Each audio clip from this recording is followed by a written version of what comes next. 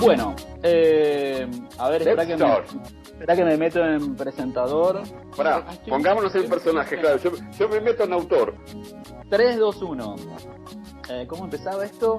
Buenas noches, Sudacalandia y Mundo en Pandemia. Somos Nico Martínez y Omar Beretta y hacemos este podcast para el colectivo Cuarto Mundo. Esta noche, mañana, se pierde la temporalidad en la fibra óptica. Estamos nada más ni nada menos que con Jorge Nico Reiter, que no necesita presentaciones. Tenemos un podcast maravilloso que los invitamos a ir a escuchar como combo con este. Y vamos a hablar de un montón de cosas, porque no paran de pasarle cosas maravillosas a Jorge Nico en nuestro corazón. Amigue, ¿cómo estás? ¿Cómo te está tratando la vida? Bienvenido. Hola, amigue. Mira, ¿cómo voy a estar si estoy charlando con vos? Feliz de volver a estar en este podcast y la vida me trata re bien.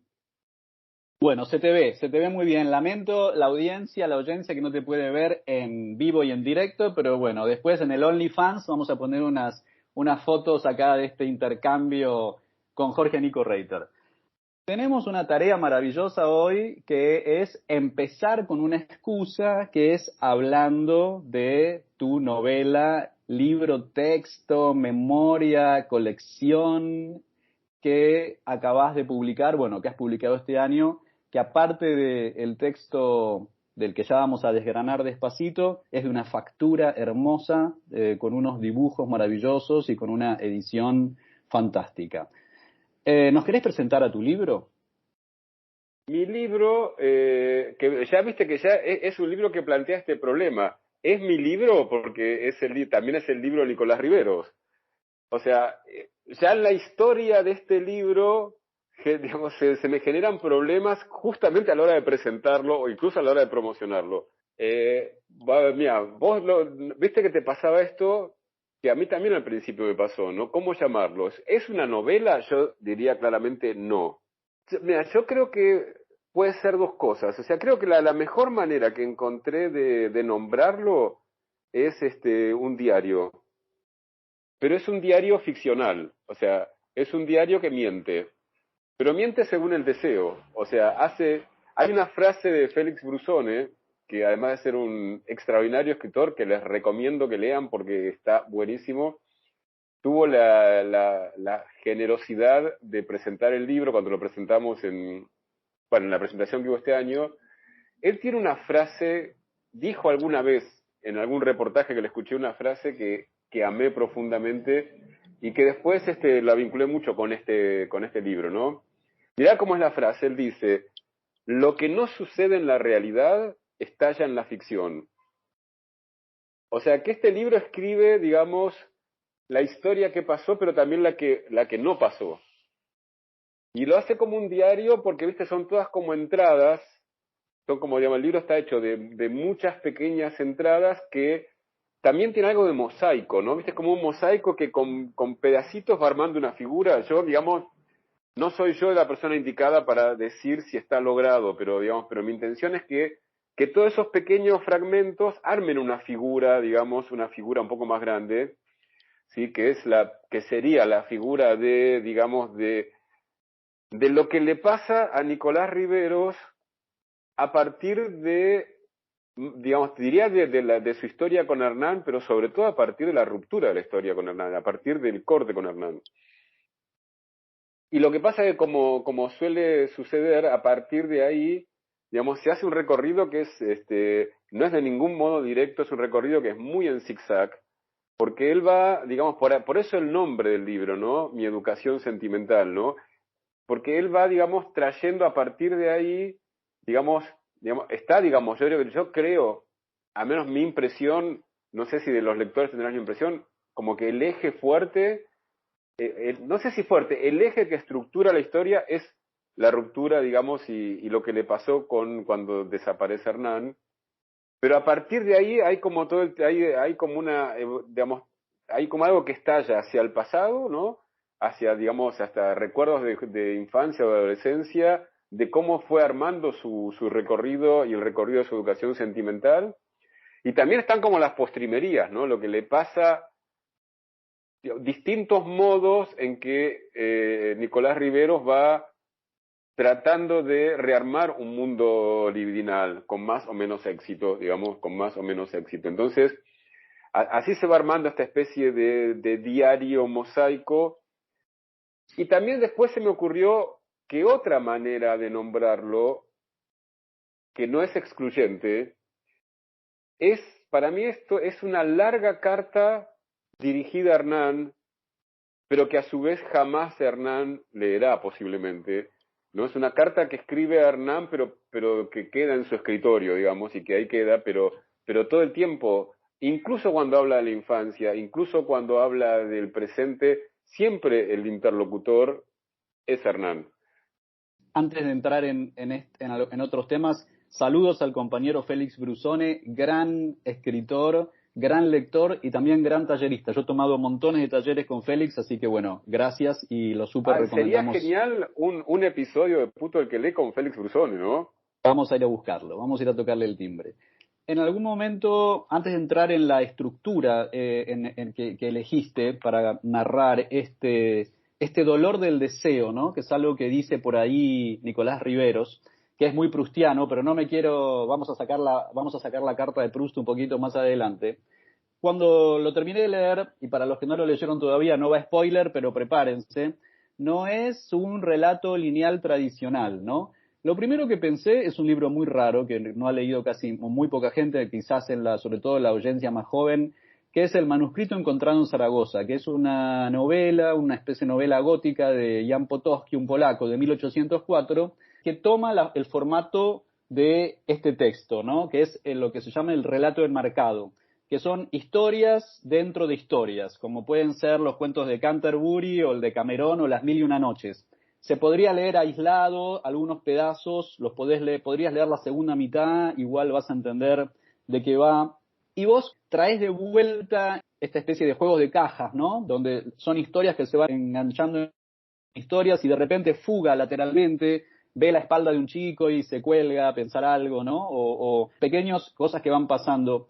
Y te quería preguntar, en esta elección así dislocada de texto, Proust le dijo a André Gide, se puede contar todo, pero con la condición de jamás decir yo. Hace 100 años se lo dijo esto, ¿no? Proust a André Mirá Gide. vos.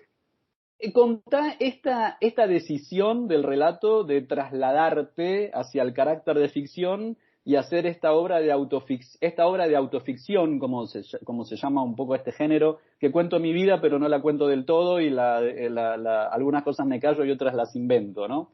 ¿Cómo fue como ejercicio y cuándo se inician los primeros borradores de esta especie de diario, metáfora, mil y una noches de Nicolás Riveros bajo una identidad que no es la primera persona?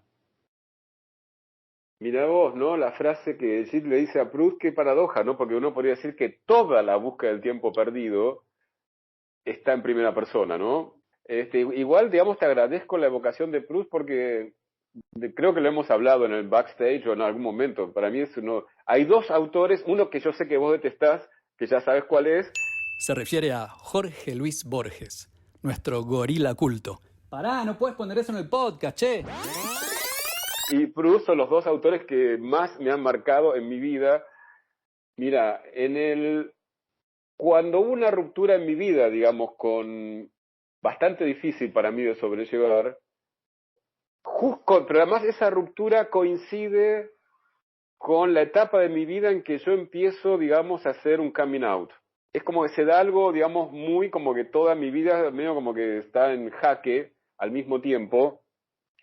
Y obviamente, no sé si obviamente, pero y no sé si a todo el mundo, pero a mí me daba mucho deseo y mucho miedo el coming out. Entonces encontré un recurso que no sé cómo lo encontré, la verdad que no sé cómo lo encontré, pero funcionó, o sea, que fue armar, digamos, yo tenía mis redes sociales y armé una cuenta paralela, o sea, armé una cuenta 2, ¿no? Que era de Nico Riveros. esa otra cuenta donde yo, digamos, decía las cosas que no me sentía capaz de decir en la cuenta oficial, digamos. Ahí nace Nico Riveros, ¿no? Nace en esa otra cuenta que yo hago a partir de que hacía un tiempo que por una historia que esa, digamos, la voy a omitir porque toca un punto un poco doloroso para mí, pero sí que a partir de que empiezan a llamarme Nico, que no es un nombre que esté en mi documento, es un nombre que adopté yo, es un nombre elegido, pero no que yo me puse, es un nombre que me pusieron y que yo adopté. La verdad que fue fantástico, ¿no? En ese recurso de tener como un otro yo fue muy potente en cuanto a generarme vínculos. Yo creo no, mucha gente que después se volvió importante en mi vida, yo la conocí en ese otro, bajo ese otro nombre.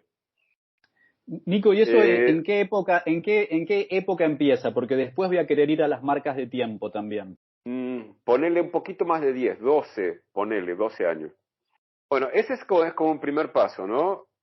Después hay un segundo momento en el que puedo empezar a hacer esto que obviamente, digamos, marca como otro tiempo, que empecé a juntar la gente de las dos cuentas. O sea, empecé a no necesitar esa otra cuenta porque empecé a poder decir lo que decía en la cuenta 2 en la cuenta 1.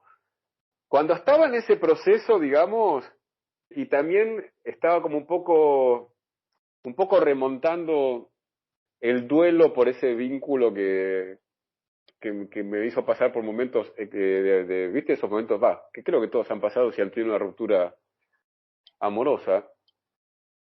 Bueno, cuando empiezo a hacer algunos textos que están incluidos ahora en el libro, obviamente trabajados después, y hago uno, no me acuerdo, suponete que hago 1, 2, 3 textos, pero no más que eso, suponete que al tercer texto se me ocurre, para mí era súper importante escribir esos textos. Yo te diría que para mí, cuando llegó ese tiempo, puede parecer un poco exagerado, pero creo que no lo era. Era una cuestión, no sé si de vida o de muerte, porque no me iba a morir, pero era una cuestión de respirar o no respirar. O sea, si yo lograba escribir un texto, sentía que respiraba, y si no lograba escribir, me sentía muy ahogado, digamos. Entonces, pero ya te decía, como te quería decir, si puede, el tercer texto,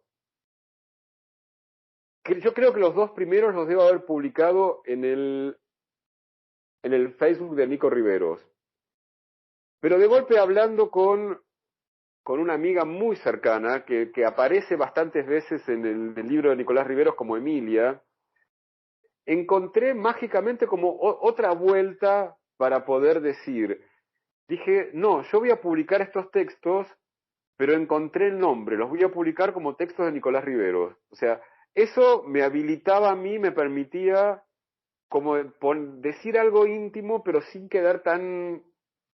pegarlo tanto a mi persona. Pues no sé si es un tema de no quedar expuesto, era algo como de no querer pegarlo tanto a mi persona. Y ni bien inventé Nicolás Riveros, inventé, cuando había 3 textos, ponele, que pertenecían a un libro que se llamaba Mi Educación Sentimental. O sea, el libro como ficción precede largamente a la existencia del libro. Bueno, entonces ese fue el modo en que empezaron a aparecer los textos, ¿no? Yo escribía esos textos como de Mi Educación Sentimental de Nicolás Riveros.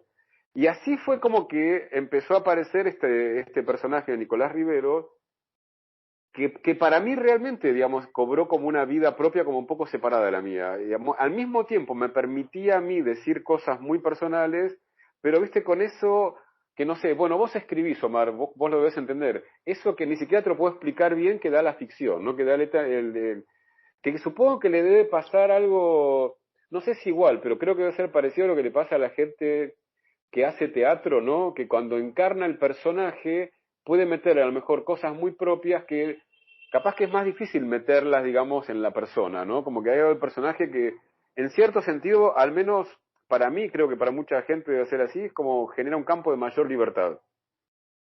Sí, y sobre esa libertad es importante, es interesante hablar y seguir sobre los espacios de libertad que genera tu texto, porque los que somos putos y nacimos en unas generaciones anteriores a los que están haciendo su coming out ahora o experimentando ahora, el tema de la identidad y no revelar la identidad o tener distintas identidades era una forma de sobrevivir. Hay un texto maravilloso que es Gualicho, de Gael Policano Rossi, que en un momento le preguntan a un personaje, le pregunta al otro, ¿cómo te llamas? Carlos, contestó Julián. Es como que cuántas veces hemos estado en esa Esa situación. frase está extraordinaria. Eso es una perla de esa.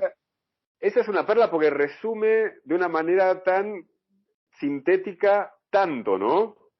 Y los recursos a los que hemos tenido que recurrir a veces, porque o nos iban a echar de casa, o nos iban a matar, o nos iban a cagar a trompadas, o no sé. O íbamos a perder el empleo. Totalmente. Y eso es interesante porque quiero volver un poco más adelante en esta entrevista sobre las marcas de tiempo y de lugar, porque también esto tiene algunos elementos residuales de una forma que está dejando de existir en ciertos barrios de la ciudad de Buenos Aires, porque en Paraguay no, pero no nos queremos meter en Paraguay todavía. Tengo que hacer acá un comentario que también tu texto me hizo pensar mucho en una novela extraordinaria que es La biblioteca de la piscina, de Swimming Pool Library, de un inglés que se llama Alan Hollingworth. Es un chico inglés joven que se encuentra con un inglés aristocrático viejo que estuvo en la Segunda Guerra Mundial y que tuvo toda una vida gay de closet en África del Norte.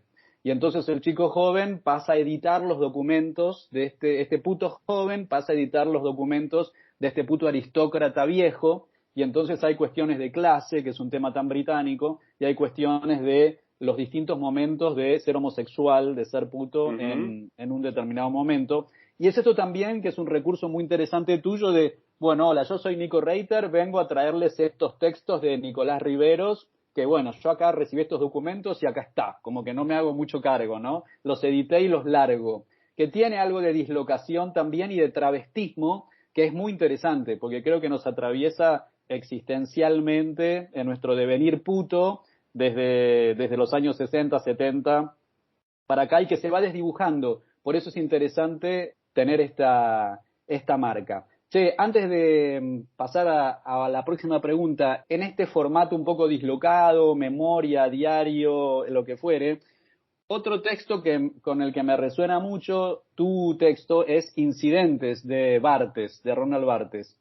En un momento vos decís, bueno, Nicolás Riveros dice, ya comí, ya leí, ya boludeé.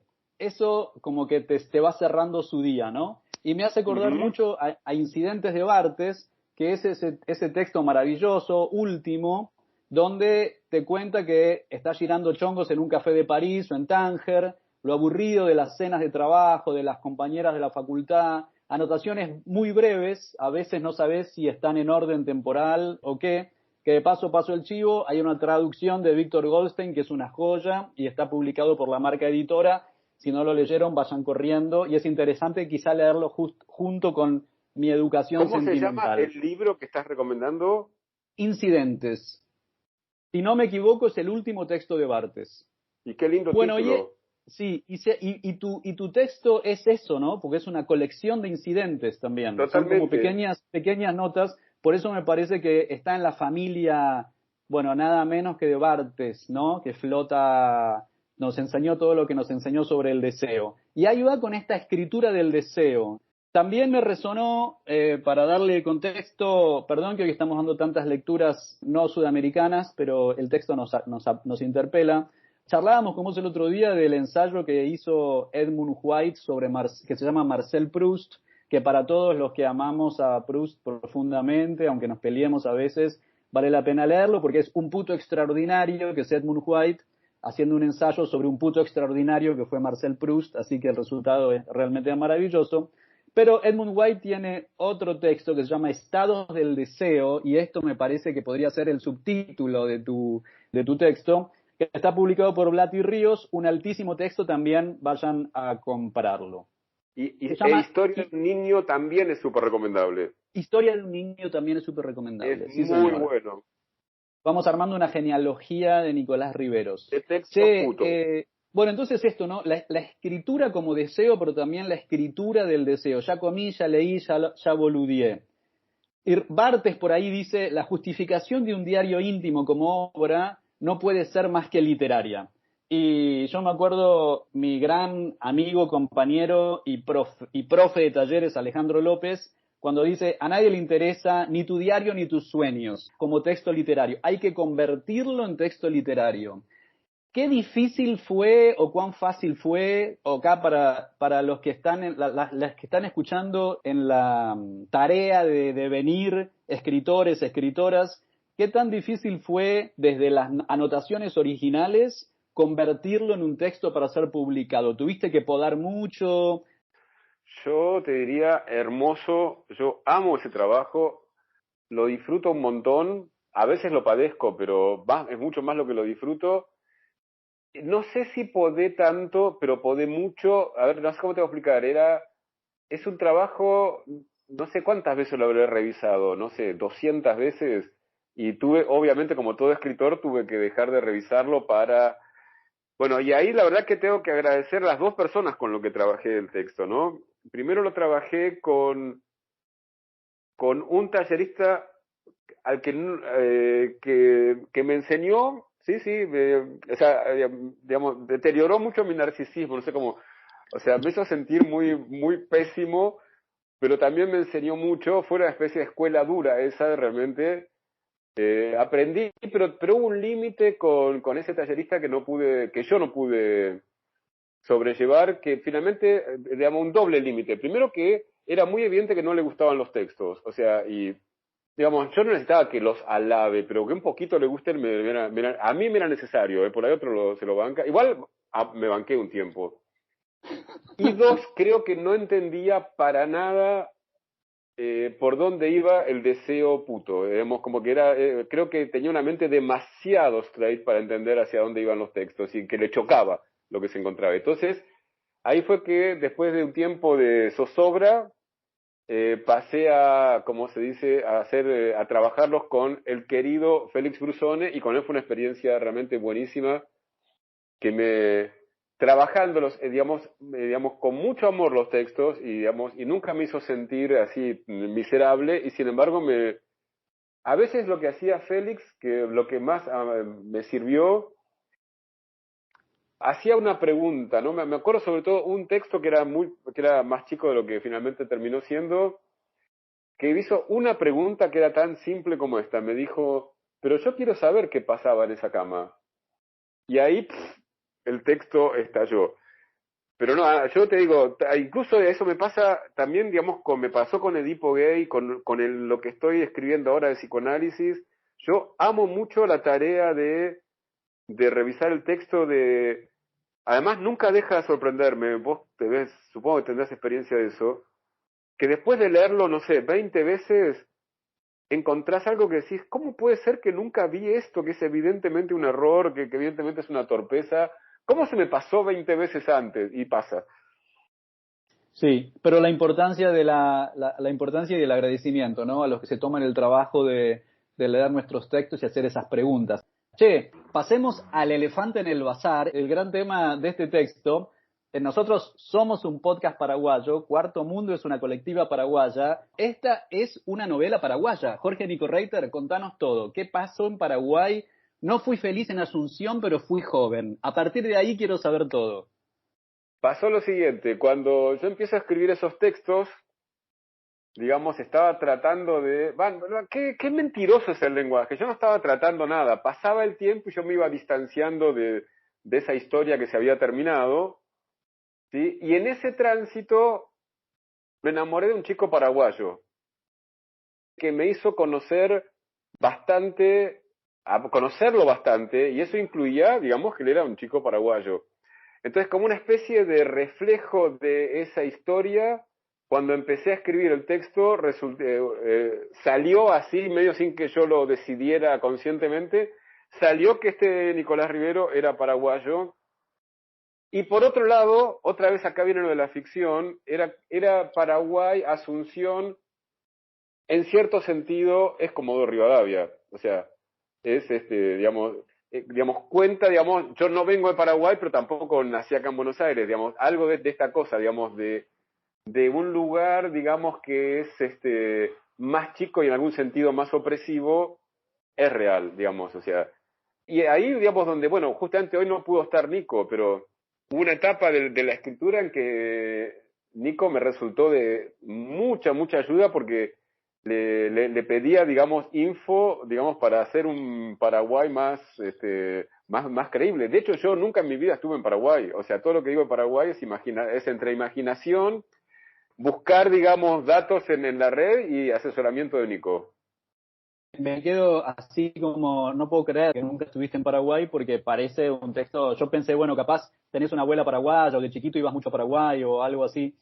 Es interesante porque, bueno, nosotros siempre decimos, bueno, Nico Martínez, que hoy lamentablemente se le superpuso la grabación de otros podcasts de otra serie que estamos haciendo y no lo pudimos reconfigurar, pero nuestro paraguayo adorado, Nico Martínez, siempre hablamos, ¿no?, de que Paraguay es la Chechenia de Sudamérica con respecto a muchas cuestiones y especialmente a las cuestiones de su homofobia. Por ahí vos describís muy bien el amedrentamiento machista asunceno al que te referís en el texto, que Bueno, esto es la lo que pasa, historia. claro, lo que pasa es que además de conocer esta historia a partir de este chico que fue muy importante para mí en un momento, pero además he tenido pacientes putos paraguayos, entonces también sabía por esa vía, podía representarme algo de ese aspecto chechenia.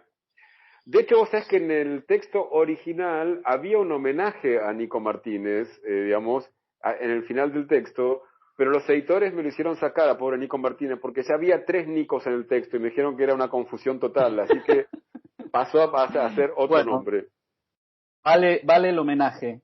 Con Nico tenemos siempre grandes charlas acerca. Yo tengo, bueno, una gran fascinación por Paraguay, pero los paraguayos y las paraguayas de a poco me han ido corriendo hacia un lugar de entender lo que es la mirada de afuera, pero lo que es tener que padecer, ¿no? Ese amedrentamiento cuando uno va creciendo allá. Y ahí yo creo que Paraguay, bueno, tiene algo que ahora me quiero meter en los temas de la madre y el padre de Nicolás Riveros, que me parecen temas muy fuertes y psicoanalíticamente muy espesos. El tema de la familia paraguaya, ¿no? Por ahí este español enamorado de Paraguay, Barrett, dice, la familia paraguaya es una ruina que sangra. Y el tema de la madre, me parece que tu texto describe increíblemente bien lo que es la madre paradigmática paraguaya, y es una pena que no esté acá Nico Martínez para defender a su madre.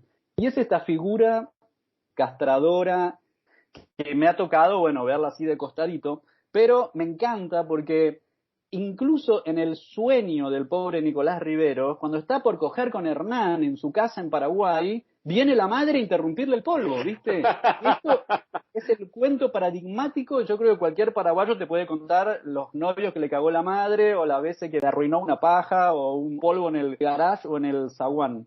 Y también esta dualidad de Paraguay como lugar de origen del cual se genera una diáspora, y Brasil como esa especie de fuga técnica teórica, lugar de goce al que nos podemos escapar, ¿no?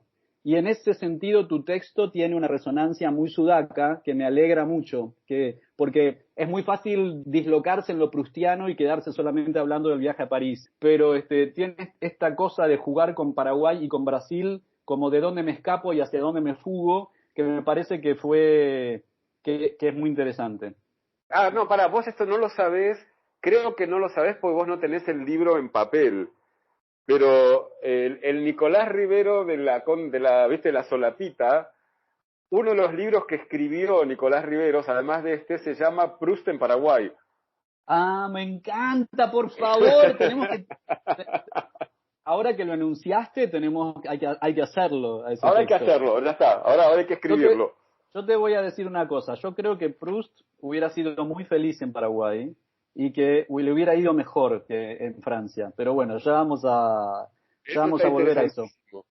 Me encanta por ahí en un momentito, volviendo a hablar al tema de la dislocación, y ahora volvemos a los temas de la familia de Nicolás Riveros, pero Nicolás Riveros hablaba con Nico Reiter del amor y sus trampas. Y yo del amor y las trampas del amor, o del amor y las trampas de Nicolás Riveros, porque es como que me Ah, deja bueno, yo te digo para. lo que yo quise escribir.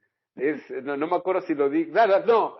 Es una alusión a Cerati, viste que dice que como Cerati que nunca sorteamos, pues Sí, amo sí, esa sí. frase de esa canción de Cerati que dice, nunca sorteé las trampas del amor, porque yo nunca sorteé las trampas del amor, o sea que lamentablemente estoy a nivel Cerati en eso, y en eso preferiría estar mejor que Cerati, pero no.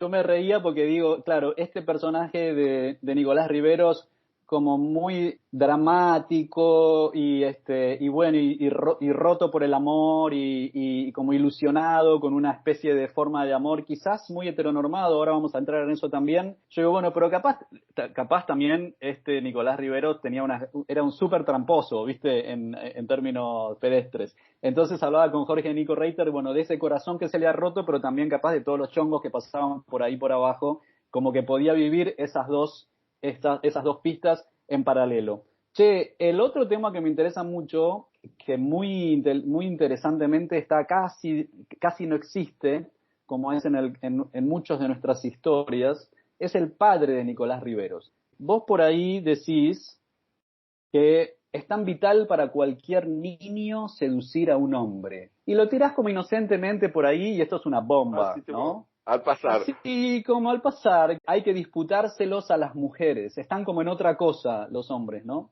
Y por ahí decís, la paternidad es tan una historia de amor, que tiene que ver con el dolor del amor que sufre Nicolás Riveros, pero que también que tiene que ver con las trampas, ¿no? ¿Qué onda el tema de la paternidad? Los niños, la paternidad, los niños gays que van creciendo y sus padres, porque dejás ahí una señal que es imposible de no detenerse a querer saber más.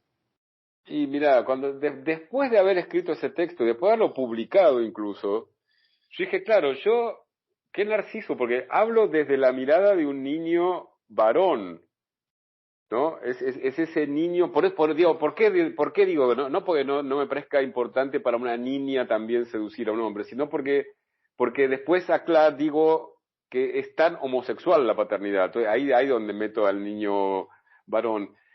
De hecho, te voy a decir que ese texto a mí se me ocurrió, digamos, no salió de mi cabeza, salió de algo que vi. Vi a un chico que estaba trepado a su padre y jugando con el padre de una forma muy hermosa, muy amorosa, y creo que nació de la envidia que me dio ese chico, de que que ese padre le habilitara, digamos, de esa manera tan, no sé cómo, ahora no me viene una palabra, ¿no? Pero tan, tan gozosa, pero no, es una palabra, no encuentro la palabra, pero era muy lúdico, era como que el chico podía jugar con el cuerpo del padre y como que había ahí una energía muy linda entre los dos y esa imagen fue la que suscitó ese texto. Igual cuando digo, digamos que en este caso lo encarné en ese padre y ese hijo que se traslucen en el texto y que es donde salió el texto, y porque además, pues es lo que nunca hubo con mi viejo, seguramente también por eso para mí tiene ese peso. Nunca sentí que esa escena se pudiese haber dado con mi viejo, digamos, al contrario, el cuerpo de mi viejo para mí era algo muy distante y muy pronto, digamos, muy amenazado por la muerte. Entonces, había algo ahí medio complicado. Pero tampoco quiero decir que esto se limite a un vínculo, cuando digo la paternidad, es una historia de amor, no me refiero solo a la paternidad con el padre, me refiero con las figuras parentales, con aquellos que nos crían, que nos cuidan. El tema del padre, que me parece que es muy importante para todos nosotros, me hizo pensar en este poema del poeta Tom Gunn, Gunn, que tiene un poema que se llama From an Asian Tent, desde una carpa asiática, donde nada Ujú. más ni nada menos Alejandro Magno reflexiona sobre su padre, con quien tenía una relación difícil, ¿no? Y tiene por ahí una línea que dice, eres una advertencia, padre, o un ejemplo, ¿no? Y en estas relaciones de los putos con nuestros padres, muchas veces los padres se convierten más en una advertencia que en un ejemplo. Por eso me parece, alivia mucho esa imagen gozosa del niño con su padre que vos colás en el texto. Sí, pues es que yo creo que a Nicolás Riveros no solo le aliviaba, también le generaba dolor, ¿eh? Es como una mezcla rara que se le produce ahí. Es el dolor de lo que no fue para él, me parece. Volvemos al tema de las marcas de tiempo, ¿no? Porque, bueno, hoy, no sé, bueno, depende en si vivís en una ciudad y claramente algunas cosas han cambiado respecto de la homofobia tan clara de muchas familias, pero Ujú. bueno, hoy ya es muy común que mis amiguis más jóvenes se quedan a dormir en la casa de los suegros se los llevan de vacaciones, se llevan bien con el papá del novio, es como que las cosas han ido cambiando, ¿no?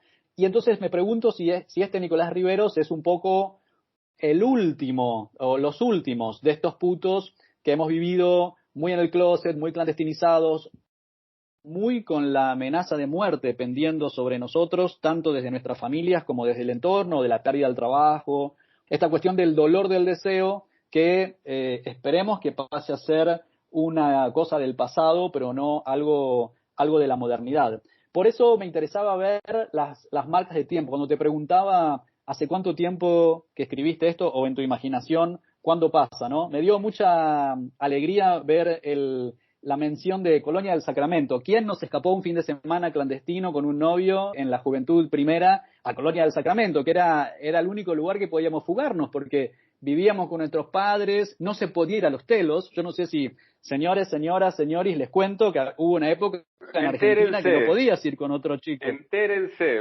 gente joven. Entérense, no podías ir a un telo y si ibas a un hotel te miraban medio que, no sé, y entonces, bueno, la excusa era irse a Colonia del Sacramento para poder pasar una noche en un hotel y poder coger tranquilos y dormir abrazados, ¿no? Ahí está el libro de Mecha, ¿no? Los últimos homosexuales, ¿lo tenés? Textazo, Ernesto textazo, Mecha, sí. Ernesto Mecha, un compañero del alma y de lectura imprescindible. Nicolás Rivero pertenece a esos últimos homosexuales, a esos que han vivido en el mundo donde no solo no se podía ir a un telo, donde uno pesquisaba con desesperación, que sea un libro de Oscar Wilde o de Thomas Mann, o sea, cualquier cosa, aunque se hablara mal de la putud, pero que se hablara de la putud, porque se hablaba muy poco, realmente todavía era un silencio ensordecedor el que había. Mira, un Sí, proyecto que exactamente. tenemos con una amiga es este, ¿no? Es tratar de pesquisar cómo todo ese silencio, todo eso que no fue permitido, que no fue, ni siquiera si te lo voy a poder explicar bien, ¿no? Pero el daño silencioso que hace eso, ¿no? Las posibilidades que cercena mucho más allá de lo evidente. No sé si logro transmitir algo a lo que voy, ¿no? Como que me doy cuenta que hace un daño mucho mayor del que se nota evidentemente. Sí, la poda a nuestra subjetividad es tremenda y también esto que ese espacio que se supone que tiene que ser el lugar de protección y de juego, que es la familia en la niñez y en la adolescencia, pasa a ser nuestro principal enemigo, ¿no? Y muy temprano tenemos que aprender a defendernos de estas personas que en algunos casos, si pudieran, nos matarían. Por eso también me Claro, resuena un poco con lecturas más de esa época, donde me parece que este texto dialoga perfectamente bien. Las siestas clandestinas, ¿viste? Eso que atraviesa todo el texto, me hizo acordar, hay un poema de Cavafis, de Constantinos Cavafis, que se juntan en un hotel del Cairo, una mugre, ¿no? Que no se van a volver a encontrar nunca más, pero Cavafis dice, bueno, estos versos fueron concebidos allí, ¿no? Ya que no podían hacer un amor, no podían hacer una historia, no podían hacer otra cosa, por lo menos nacía un poema, ¿no? Que era aferrarnos a lo que pudiéramos para que nos quedara un restito de algo. Bueno, escribo un poema. claro. Bueno, es que yo creo que esas condiciones generó poemas y también generó que la cultura gay fuese una cultura muy sexual, ¿no? Donde muy, digamos, era encontrar el resquicio para ese encuentro sexual, quiero decir, no dando tanto tiempo a vínculos como que se enriquezcan más de otras experiencias. Esa cultura como dice el libro ¿cómo era? Fiestas, baños y exilio, ¿no?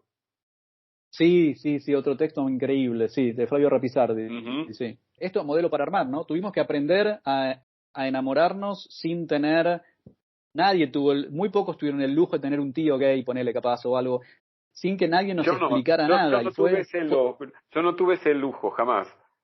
fue caer de la sartén al fuego, ¿no? Y te ibas enamorando, no teníamos, qué sé yo, hoy los chicos tienen, las chicas tienen teoría queer, tienen montones de información, pero nosotros, ¿qué podíamos No hacer? había nada, Reproducir las eso no formas de existía vincularnos de los...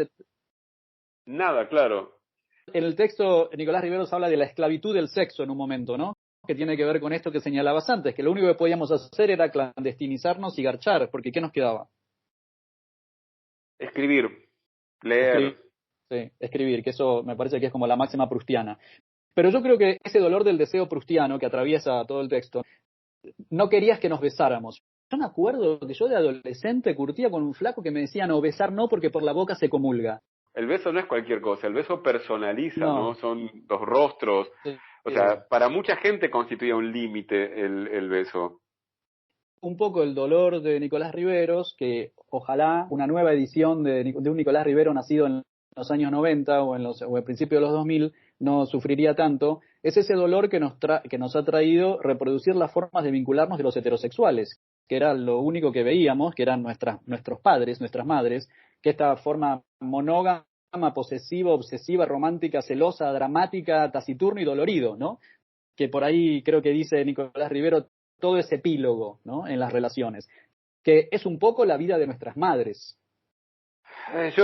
Sí, creo que el estilo de vínculo que busca Nicolás Riveros es lo que él cree que quisiera, al menos es eso.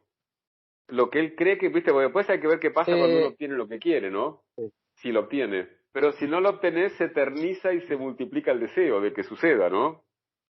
Tampoco quiero decir que hoy la cosa está bárbara, ¿no? O sea, desde 2010 que con la ley de matrimonio y después 2012, más importante aún, con la ley de identidad de género en Argentina, por lo menos, muchas cosas cambiaron, pero en algunos barrios de Buenos Aires y en algunas ciudades, porque ¿dónde está Tehuel, no? No, la mayor parte de la gente no heterosexual la pasa mal. No heterosexual Sí. como régimen así de identidades, ¿no? Y sexual.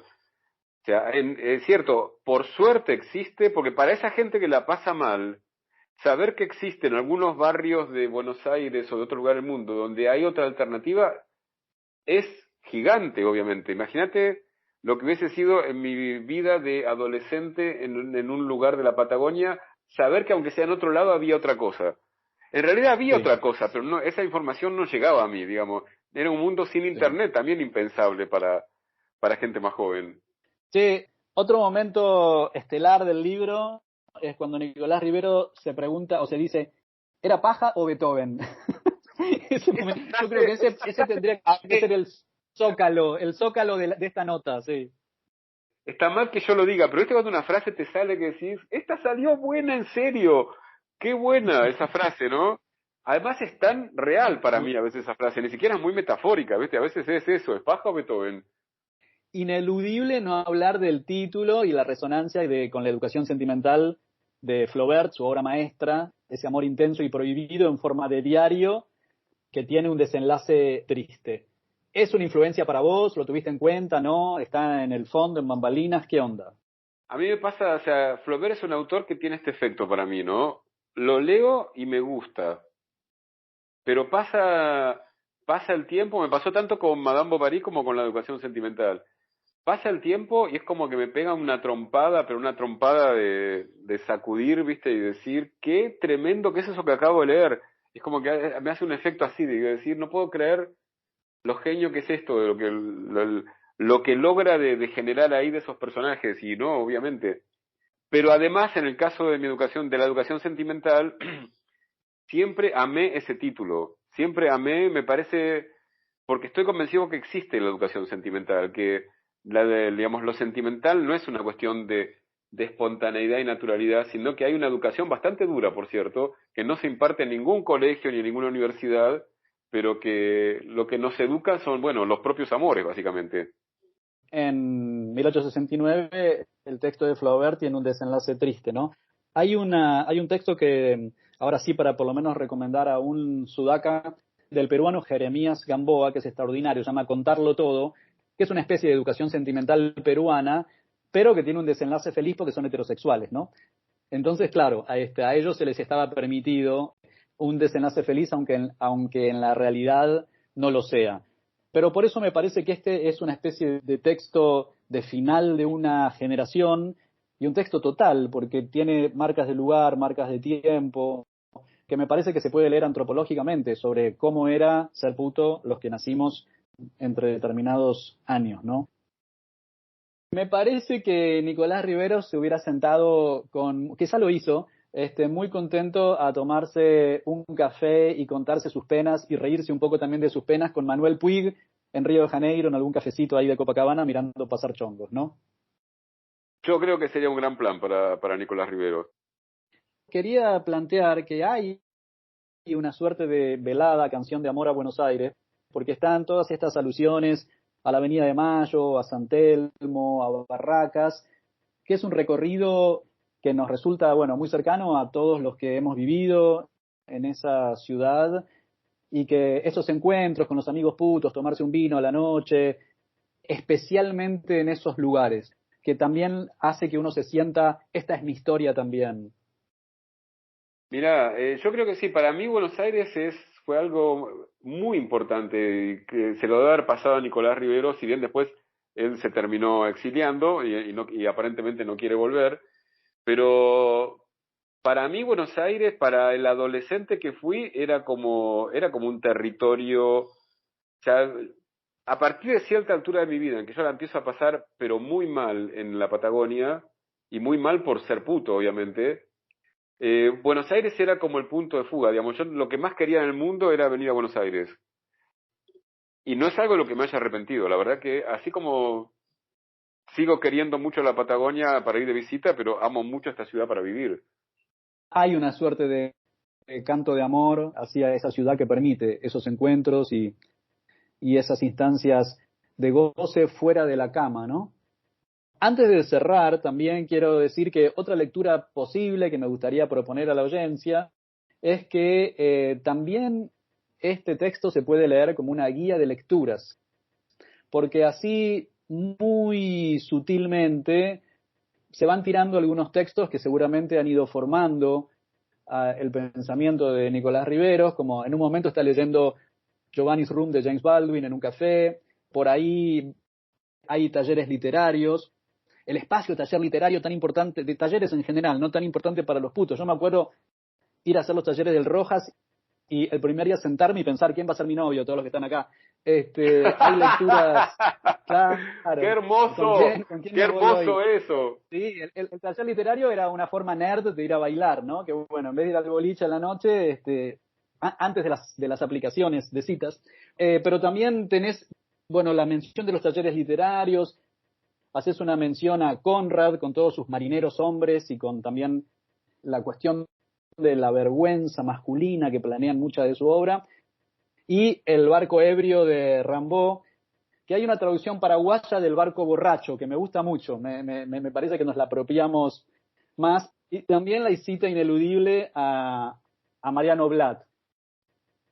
Recita un verso del cual no se acuerda al final, algo así creo que es. Creo que por lo menos planteamos un par de abordajes o de lecturas posibles en distintas claves y la recomendación es vayan corriendo y cómprenlo. Y vamos a decir esto, Omar. Próximamente hay 3 presentaciones del libro. Presenciales. El 2 de diciembre se presenta en Córdoba, en la librería El Espejo. El 3 de diciembre se presenta en Buenos Aires, en la librería La Libre, que es una librería que amamos mucho, que son recontra amigos de acá del barrio de San Telmo. Y el 10 de diciembre, o sea, el viernes siguiente, se presenta en Rosario, en la librería que no conozco, pero por lo que vi y por lo que me dicen los amigos rosarinos, es hermosa, que se llama Mal de Archivo. Pueden firmar el ejemplar. Y si me quieren hacer propuestas eróticas, también, está bien. Después yo decido. Amigo, muchas gracias por la solidaridad que tenés siempre con nuestro proyecto, por siempre tener tiempo para escucharnos, para leernos, para acercarnos ideas. A la audiencia le decimos, van a estar colgados de nuestra red de Anchor, anchor.fm/putoelquelee, todas las redes de Jorge Nico Reiter para que lo puedan seguir. Y a leer y a escribir. Buenísimo, muchísimas gracias por todo el laburo re fino, re inteligente de lectura que hiciste del texto. Vamos a terminar. Somos Nico Martínez y Omar Beretta, y este es un podcast del colectivo Cuarto Mundo. Seguinos en Facebook y Twitter, @putoelquelee108. Y en Instagram, @censurado108. La cortina musical de nuestro programa es el tema Zona Roja de Mnesis.